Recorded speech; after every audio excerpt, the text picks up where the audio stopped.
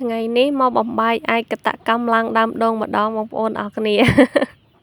បងប្អូនហើយមុននឹងឡើងដល់ដើមដូងមិនងាយទេចាតាមប៉ុតដើមដូងនឹងខ្ទាបទេបងប្អូនអរគ្នាតែខ្ញុំឡើងអត់រួចហ្មងដូចធ្ងន់ខ្លួនដល់ហើយចាអត់ដូចកាលពីក្មេងសោះនិយាយថាពីក្មេងវិញដើមឈើកពស់ម៉ានក៏ឡើងដល់កប់ចុងដែរតែឥឡូវមិនបាច់និយាយទេមើលដើរកលឹងជុំវិញដើមដូងហើយនិយាយថាដើមដូងនៅចិត្តផ្លូវបងប្អូនអរគ្នាចានៅមុខផ្ទះហើយនិយាយថាអ្នកជិះម៉ូតូវិញទៅងាកមកងាកចាងាកកាផ្លេទៅងាកកាផ្លេគេឆ្ងល់បងប្អូនអរគ្នាប្តីនឹងអង្គុយឈោតអង្គុយចាំថតទេប្រពន្ធដើរកលឹងដើមដូងឡើងដើមដូងឆ្ងល់ពីអ្នកប្តីប្រពន្ធនឹងចង់ធ្វើអីចាម៉ូតូមកតាំងម៉ែននិយាយពីងាកនោះងាកអ្នកខ្លះបើសិនជាអ្នកខ្លះខ្មាស់គេអត់ហ៊ានថតទេណាបងប្អូនចាហើយគេសើចអញ្ចឹងណាហើយបើអ្នកផ្ទះចិត្តនឹងវិញចាឃើញប្តីខ្ញុំឈោថតឲ្យហើយ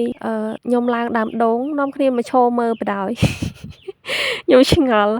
មកឈោមើលបដ ாய் ឆ្ងល់ពីអ្នកប្តីប្រពន្ធនឹងធ្វើស្អីណាប្តីឈោកាន់កាមេរ៉ាប្រពន្ធឡើងថតឡើងដើមដូងប្តីចាំថតគេពងធ្វើអីណាពីអ្នកឆ្ងល់ហ្នឹងឈោចាំឆ្ងល់តែពីអ្នកប្តីប្រពន្ធអ្នកអត់ខ្វល់ទេចា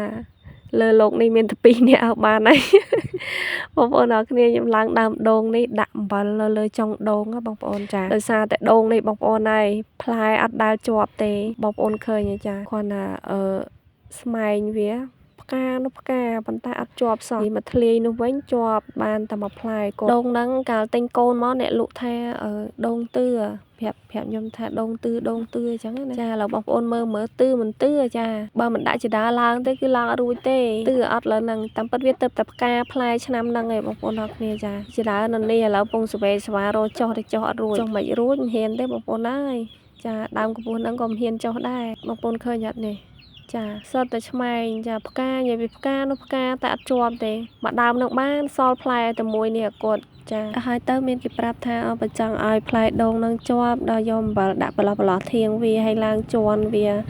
ឲ្យវាត្រេតទៅហើយយកអំបិលដាក់ប្រឡោះធៀងហ្នឹងទៅបានជាប់ផ្លែបើមិនចឹងទេផ្លែប្រហែលក៏អត់ជាប់ដែរឥឡូវខ្ញុំដាក់សាកមើលបងប្អូនអរគ្នាចាចាំអ៊ុតមើលថាវាជាប់អត់ចាអញ្ចឹងវីដេអូខ្ញុំមានតែប៉ុណ្្នឹងទេសូមអរគុណបងប្អូនចាជួយ like ជួយ share ជួយ follow page ខ្ញុំម្នាក់មួយផងណាអរគុណច្រើនបាយបាយ